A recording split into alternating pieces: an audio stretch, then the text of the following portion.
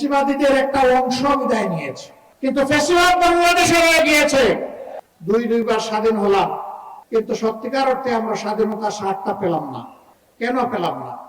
আমাদের মাটি কি উর্বর ছিল না? আমাদের জলসীমায় কি আল্লাহ সম্পদ দান করেননি? আমাদের মাটির নিচে কি আল্লাহ বিপুল পরিমাণ খনিজ সম্পদ রেখে দেননি? সমুদ্রের নিচে অকল্পনীয় সম্পদকে আল্লাহ তাআলা আমাদেরকে দান করেননি? আল্লাহ তাআলা সবই দান করেছে। তাহলে এত সম্পদ থাকা সত্ত্বেও আমরা বিশ্বের বুকে মাথা উঁচু করে দাঁড়াতে পারলাম না কেন? সকল দলই যখন ক্ষমতার বাইরে থাকে তখন কেন এই কথা বলে যে আমরা জনগণ স্বাধীনতার সুফল ভোগ করতে পারিনি? অর্থাৎ ক্ষমতার বাইরে যখন একটা দল থাকে, সেই দলও কোনো দল এই বাংলাদেশ শাসন করেছে। একতার মাধ্যমে তারা স্বীকার করে নিয়েছে তারাও জনগণকে স্বাধীনতার সুফল এনে দিতে পারে না। বিপুল পরিমাণ রক্ত আর জীবন দিয়ে 24-এ যে পরিবর্তন এসেছে, মানুষ আশা করেছিল ফ্যাসিবাদ চিরদিনের জন্য বাংলার জমিন থেকে খতম হয়ে যাবে, বিদায় নেবে। আফসোসের বিষয়, ফ্যাসিবাদ বিদায় নেয় নাই। ফ্যাসিবাদীদের একটা অংশ বিদায় নিয়েছে, কিন্তু ফ্যাসিবাদ বাংলাদেশে রয়ে গিয়েছে। ফ্যাসিবাদীদের কিছু লক্ষণ আছে।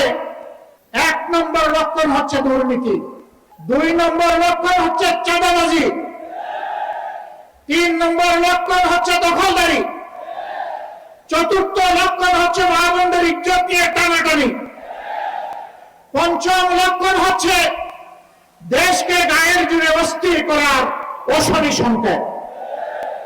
সকল লক্ষণ আজকে বিদ্যমান। 24-এর কোন আন্দোলনে ছাত্র, তরুণ, যুবক যুবতীরা নেতৃত্ব দিয়েছে। আমরা বরাবর তাদেরকে অভিনন্দন জানিয়েছি, আজও অভিনন্দন জানাই। তাদের নেতৃত্বে বাংলাদেশে শিশু থেকে বৃদ্ধ, নারী থেকে পুরুষ, সকল শ্রেণী পেশার মানুষ জীবন বাজি রেখে খোলা গুলি এবং আগুনের মুখে তারা লড়াই করেছিল। এবং তারা বলেছিল যে আমরা কোন স্বৈর শাসকের সামনে আর মাথা নত করব না। তারা বলেছিল আমরা একটা নতুন বাংলাদেশ চাই। তারা বলেছিল আমরা একটি দুর্নীতি দুঃশাসন মুক্ত মানবিক বাংলাদেশ চাই।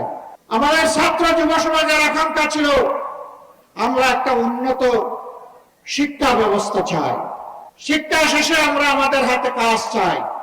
এই কাজের মাধ্যমে আমরা দেশ গড়তে চাই। কিন্তু আমরা কি দেখতে পাচ্ছি? কেউ কেউ এই পরিবর্তনে খুশি নন। সম্ভবত কারণ এটা, পরিবর্তনটা আমার বা তাদের নেতৃত্বে হলো না কেন? নেতৃত্ব তো ভাই আমরা দিয়েছি।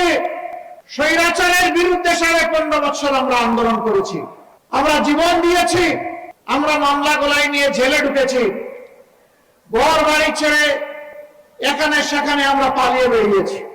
অবশ্য বাংলাদেশ জামাতে ইসলামী দেশ ছেড়ে পালায়নি।